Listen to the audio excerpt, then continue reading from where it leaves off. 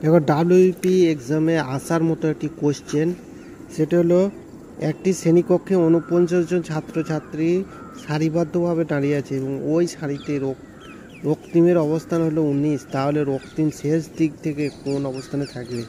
তাহলে এখানে কি করতে হবে, এই ৪৯টা আর এই ১৯টাকে মাইনাস করতে হবে। তাহলে ৪৯ মাইনাস ১৯ তাহলে সমান ইন্টু ডিভাইড ব্র্যাকেট +1 হতে প্লাস 1 করতে হবে। তাহলে এটা কত ৩০ প্লাস 1 সমান ৩১। তাহলে অপশন নাম্বার ৩১ নাম্বার অবস্থানে রয়েছে। বলছে রাকেশ এবং মোহনের গড় বয়স ১৫ বছর, মোহন এবং রমেশের গড় বয়স ১২ বছর এবং রাকেশ ও রমেশের গড় বয়স ১৩ বছর। তাহলে মোহনের বয়স কত? এখানে দেখো এই ধরনের যেখানে যাকে বের করতে বলবে, যেমন মোহন যাকে বের করতে বলবে আমি সে কোথায় আছে সেটা আগে দেখব। তাহলে এখানে প্রথমে কি আছে, রাকেশ এবং মোহন এখানে আছে, আর এখানেও আছে রাকেশ এবং মোহন, এখানেও আছে মোহন এবং রাকেশ। তাহলে এই দুটো বয়স কি করব, যোগ করে নেব। তাহলে ১৫ প্লাস ১২ কত হয় ২৭। আর এইখানে যেটা এখানে রাকেশ এবং রমেশ আছে, এখানে মোহন নেই, তাহলে ১৩, এখানে ১৩টা মাইনাস করে দেবো।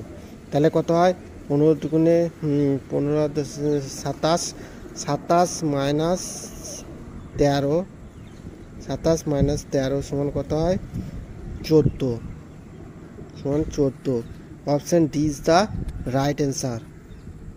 একটি দ্রব্য ২৫০০ টাকা বিক্রি করে ২৫% লাভ করলে দ্রব্যটি থেকে মোটের উপর কত লাভ হয়?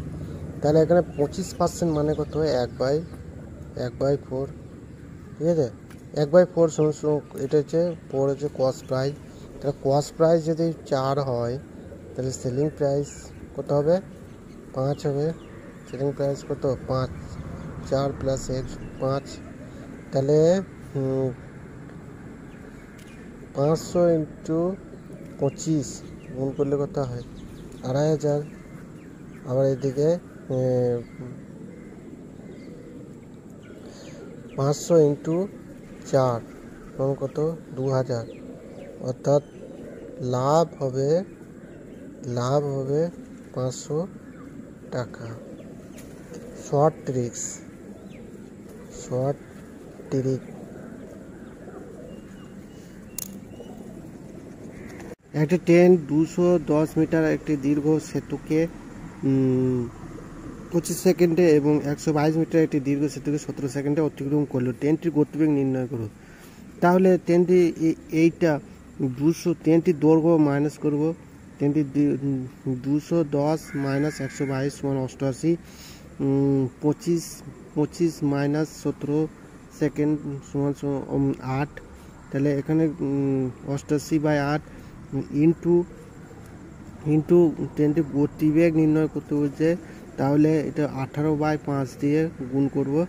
তাহলে এখানে দেখো ৮ × ১১ ৮৮। তাহলে ১১ ইন্টু ১৮ সমান ১৯৮/৫ ১৯৮/৫। এবার এটাকে নিচে ৫ আছে মানে এটা উপরে ডবল করে দিতে হবে। তাহলে কত ৩৯/৬। এবার এই নিচে ৫ আছে মানে উপরে একটা দিয়ে দাও দশমিক।